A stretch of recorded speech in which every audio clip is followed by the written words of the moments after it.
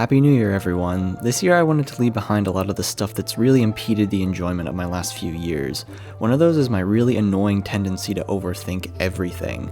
I've wanted to start a YouTube channel for such a long time, but every time I sit down to write a script or try to edit something together, I just fixate on every minute imperfection and get frustrated at my supposed lack of quality. It's been really hard to just let myself experience that beginning phase of YouTube when I have little to no idea what I'm doing, but there are so many shows and video games and whatnot I want to discuss, so this year I'm saying, fuck it, let's just make a video and not give a second thought about how it compares to the impossible standard I have in my head.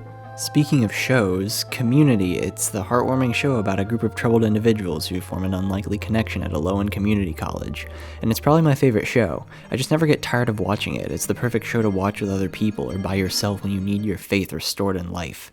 One of the most appealing aspects about it is the relatable characters. Dan Harmon, the creator, based a lot of the characters on aspects of himself, and that relatability was never more apparent for me than it was in 2022. During the holiday last year, I got really fixated on a specific episode, and that episode was Abed's Uncontrollable Christmas. This episode, along with episodes like Contemporary American Poultry and Modern Warfare, helped establish Community as the unconventional show people know it as. Dan Harmon was really putting his credibility to the test by bringing these large spectacles to a network TV show. The first thing to point out about this episode is that it's entirely stop-motion animated, and pays homage to classic stop-mo like Rudolph the Red-Nosed Reindeer and Nightmare Before Christmas. Stop-motion was the first thing Dan thought of when thinking about a Christmas episode, which makes sense to me because I'm pretty sure Rudolph the Red-Nosed Reindeer was the first stop-motion I was ever exposed to. The second thing to point out is that this episode is meant to capitalize on the almost inherently depressing nature of Christmas to tell an especially heartwarming story. Family is pretty clearly a major topic throughout the show, but this episode leans heavily into it with its Christmas backdrop. And it doesn't come across as exploiting the audience's Christmas sympathy like you might see in a Hallmark movie, mostly due to the characters and writing feeling so genuine. Despite the episode having an eye-catching spectacle, the viewer's attention stays focused on Abed as his situation becomes more clear. I think Abed and Jeff are the two characters in the show that apply the most value to their meaningful relationships and are most concerned whether or not they're doing friendship correctly, since their lives in particular have been highlighted with a lot of neglect. Unlike Jeff, however, Abed isn't concerned with what people think of him, which allows him to cope with his problems in a more direct way.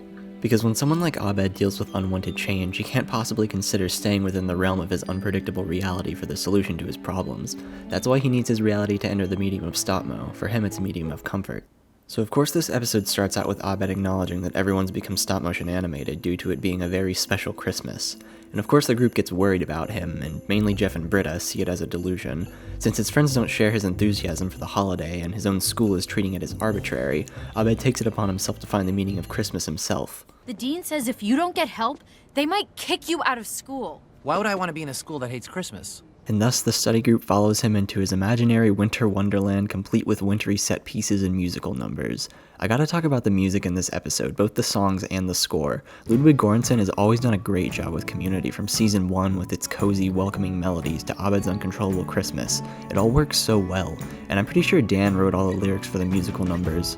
I had like 3 hours to write these songs, so. Sad, quick Christmas song. Sad, quick Christmas snowman. Tragic day gone wrong. Sad, quick Christmas song. So as Abed and his friends get closer to finding the meaning of Christmas, the reason why he's sheltering himself in his imagination becomes more clear. It's revealed that Abed watches Rudolph the Red-Nosed Reindeer every year with his mom, and that this year she decided to abandon him for her new family. This is where Abed's unique way of coping comes in, so Abed is definitely an autistic character, and I think this episode flawlessly captures the autistic way of coping with unwanted change.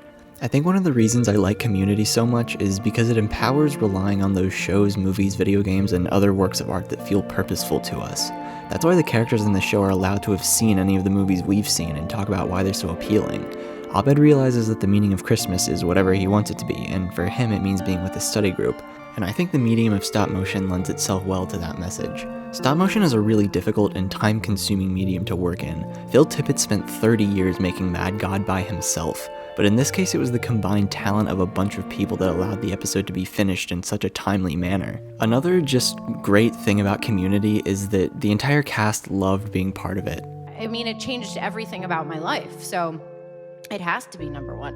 On set, it was just such a joy, always unpredictable and exciting. There will never be another job where I cry laughing every day. It was everybody blossomed on this set. But I think it was season 3 when Joel started making eye contact with me. It's the greatest fucking thing that's ever happened to me. I think the main reason this episode appealed to me this year was because Christmas has been losing me for the past few years. Of course, Christmas is an extremely monetized holiday, and you can never really be as excited about it as you were as a kid, but Christmas was starting to become an inherently bleak time of year for me, and I was dreading it last year, especially since it was the first year without my mom, and the great parts of it had just completely disappeared. I think Abed's Uncontrollable Christmas is just a good reminder that you can still have meaningful experiences no matter how bad things get. You just have to choose what things you want to value. For me, Christmas used to mean being around my mom and getting new video games and locking myself in my room to play them. Now it means working on this channel, using it to reach out to people who might like what I'm about, and talking about this awesome show. It was an anxious experiment for me because I had a certain amount of equity from talking people into letting me do Modern Warfare and things like the Chicken Fingers episode. Instead of just spending that properly, I was just putting it all on the line and going double it, double down. I'll always look at it as the sort of monument to the whole point of that season of Community, because it's this permanent thing. It can't be taken away from anybody. And it is the result of hundreds and hundreds of people suffering. It was really, really great. You don't even really dream that big when you sign on for a TV show that you're gonna have a stop motion animation episode, you know? And it was so sweet and lovely, and it was amazing.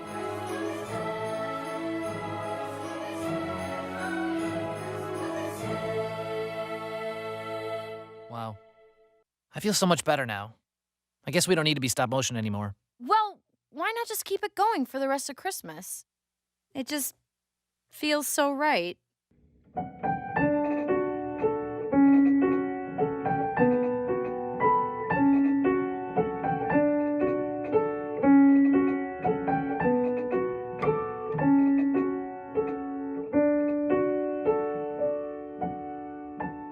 You don't do taco, taco, taco? I don't do taco, and I don't do get that goog on. I also just will cherish